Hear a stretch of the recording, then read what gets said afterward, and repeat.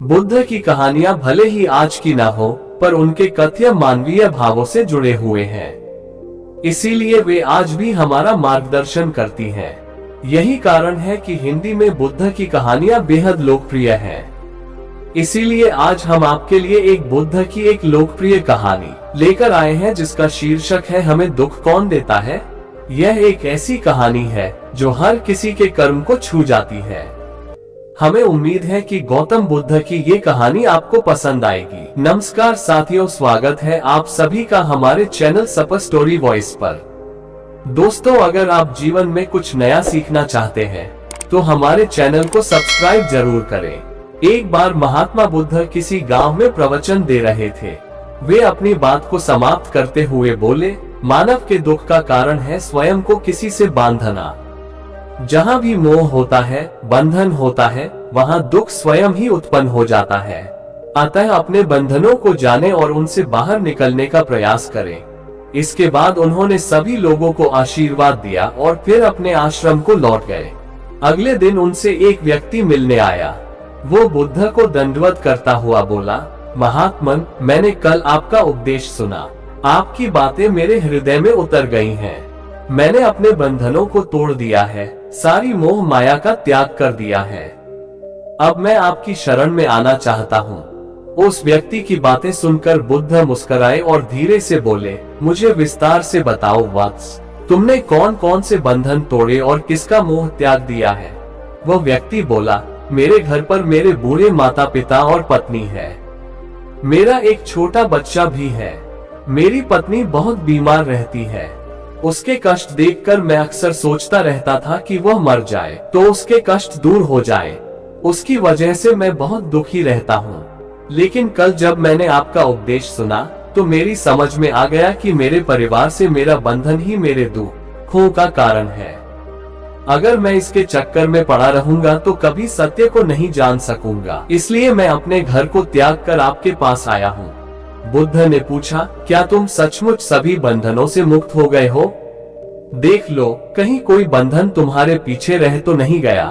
वो व्यक्ति बोला, नहीं प्रभु, मैं अपने जीवन की सारी चीजों को पीछे छोड़ आया हूँ और अब आगे बढ़ना चाहता हूँ।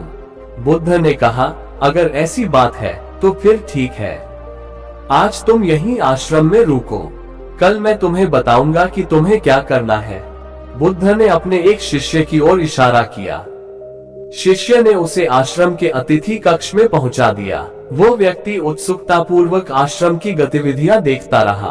उन्हें देखकर वो बहुत प्रसन्न हुआ और अपने सौभाग्य पर इतराता रहा।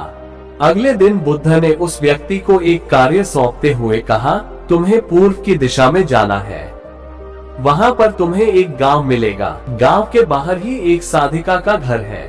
वो तुम्हें कोई वस्तु देगी। उसे लेकर तुम्हें वापस मेरे पास आना है। वो व्यक्ति पूर्व दिशा की ओर चल पड़ा।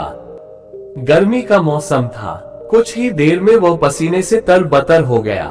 उसे प्यास भी सताने लगी। वो सोचने लगा कि अगर इस समय मैं अपने घर पर होता तो इस तरह गर्मी में पसीना नहीं बहाना पड़ता। कुछ दूर और चलने पर उसे भूख भी सताने लगी, पर वो एक सुनसान और बंजर रास्ता था। आसपास न तो कोई पेड़ था और न ही पोखर तालाब। वो पुनः सोचने लगा कि अगर मैं इस समय अपने घर पर होता तो अपनी पत्नी के हाथ का बना स्वादिष्ट भोजन कर रहा होता। पता नहीं क्यों बुद्ध ने मुझे गर्मी में इतनी दूर भेज दिया। काफी देर तक चलने के बाद वो व्यक्ति गांव में जा पहुंचा। गांव के बाहर ही एक घर बना हुआ था। उसने दरवाजे के पास पहुंचकर उसे धीरे से खटखटाया। दरवाजे को एक साधिका ने खोला। उसके चेहरे पर एक अद्भुत तेज था। वो व्यक्ति उसे देखकर मंत्रमुग्ध हो गया। साधिका ने उसे अभिवादन करते हुए कहा, मैं जानती हूँ कि आपको बुद्ध ने भेजा है। आप अंदर आ जाएं। वो व्यक्ति घर के अंदर चला गया। साधिका के कहने पर उसने पानी से हाथ मुंह धोया और एक चटाई पर बैठ गया। साधिका ने उसके सामने भोजन की थाली रख दी। वो जल्दी जल्दी भोजन करने लगा। अचानक उस व्यक्ति की नजर साधिका के पैरों पर पड़ी। उसके पैर बहुत सुंदर थे। वो उन्हें देखता ही रह गया। तभी साधिका ने उसका ध्यान भंग किया। वो बोली, जिस व्यक्ति को बुद्ध के चरणों में स्थान मिल जाता है, फिर उसे किसी अन्य के चरणों की आवश्यकता नहीं पड़ती। साधिका की बात सुनकर वो व्यक्ति लज्जित हो गया और नजरें नीची करके चुपचाप भोजन करने लगा। भोजन करने के बाद साधिका ने कहा, आप बहुत दूर से आए हैं, थक गए होंगे, यहीं चटाई पर लेट जाए, मैं पंखा कर दूंगी। वो व्यक्ति बहुत थका हुआ था। वो चटाई पर लेट गया और अपनी आंखें बंद कर ली। साधिका उसे पंखा करने लगी, पर लेटने के बाद भी उस व्यक्ति को चैन नहीं आया। उसने धीरे से अपनी पलकों को खोला और चोर नजरों से साधिका को देखने लगा। वो सोचने लगा, ये स्त्री कितनी सुंदर है, इसकी वाणी कितनी मोहक है। अगर यह मेरी पत्नी होती तो मेरा जीवन स्वर्ग बन जाता। साधिका इसके मन की बात समझ गई। वो बोली, शरीर में कुछ नहीं रखा है, ये केवल मांस, मज्जा और अस्थियों का जोड़ है। जो व्यक्ति इसके आकर्षण से मुक्त हो जाता है वही सत्य को प्राप्त कर पाता है। ये सुनकर वो व्यक्ति घबरा गया। वो चटाई से उठ बैठा और बोला, अब मुझे बुद्ध के पास जाना चाहिए। कृपया आप मुझे वो सामान दे दें जिसके लिए बुद्ध ने कहा था। साधिका ने मुस्कुराकर जवाब दिया, बुद्ध ने आपको जिस कार्य के लिए भेजा था वो पूर्ण हो चुका है। साधिका की यह बात उस व्यक्ति को समझ में नहीं आई। वो दरवाजे की ओर बढ़ चला। दरवाजे के पास पहुंचकर वो एक क्षण के लिए रुका और पलट कर बोला, क्या आप अंतर्यामी हैं? आपने मेरे मन की बातें कैसे समझ ली? वो स्त्री मुस्कुराते हुए बोली, बुद्ध की कृपा से मैं मोह माया से ऊपर उठ चुकी हूँ, इसलिए भावनाओं से निर्लिप्त हूँ और किसी के चेहरे को देखकर उसके मन में उठने वाले विचारों को समझ लेती हूँ।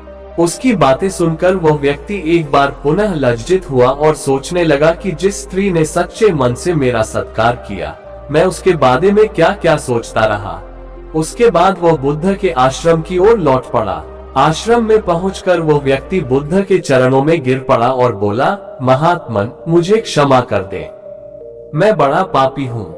उसकी बात सुनकर बुद्ध मुस्कुराए और बोले, मैंने तुम्हें साधिका के पास इसीलिए भेजा था ताकि तुम अपने आप को देख सको। अब मुझे बताओ, क्या तुम सचमुच मोह और बंधन को त्याग चुके हो? वो व्यक्ति कुछ नहीं बोला। वो नजरें नीची किए चुपचाप खड़ा रहा।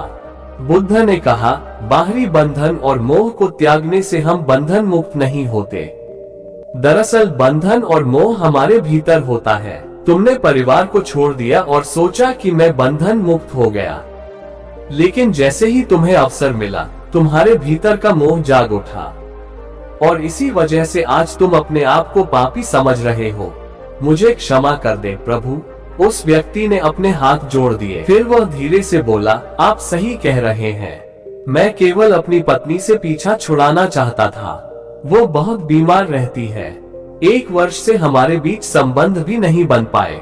मैं कुछ ज्यादा कमाता भी नहीं हूँ, इसलिए मैं अपने परिवार के दायित्वों का निर्वहन भी ठीक ढंग से नहीं कर पा रहा हूँ। शायद इसीलिए मैं अपने परिवार से पीछा छुड़ाना चाहता था, पर अब मैं समझ गया हूँ मेरा परिवार ही मेरा सत्य है और उसके दायित्वों का निर्वहन ही असली कर्म है। बुद्ध बोले, मैं जो कुछ भी कहता हूँ वो अपने अनुभव के आधार पर कहता हूँ। लोग मेरी बातों को सुनते तो हैं, पर वे अपने स्वार्थ के अनुसार ही उसका अर्थ ग्रहण करते हैं। इसीलिए मोह, माया, कामना, इच्छा, वासना, क्रोध को लोग बाहर की ओर खोजते हैं, जबकि यह हमारे भीतर ही है। हम दूसरों को देखकर तरह तरह की कामना करने लगते हैं।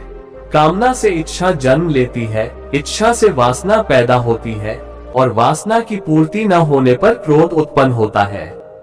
ये सब एक दूसरे से जुड़े हुए हैं। क्रोध के लिए हम सदैव दूसरे को जिम्मेदार ठहराते हैं, जबकि क्रोध का स्रोत हमारे भीतर है।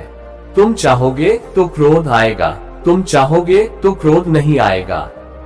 इसी तरह बंधन बाहर नहीं होते, हमारे मन में होते हैं। हम मन से ही किसी से बंध जाते हैं और मन के कारण ही हम दुख पाते हैं।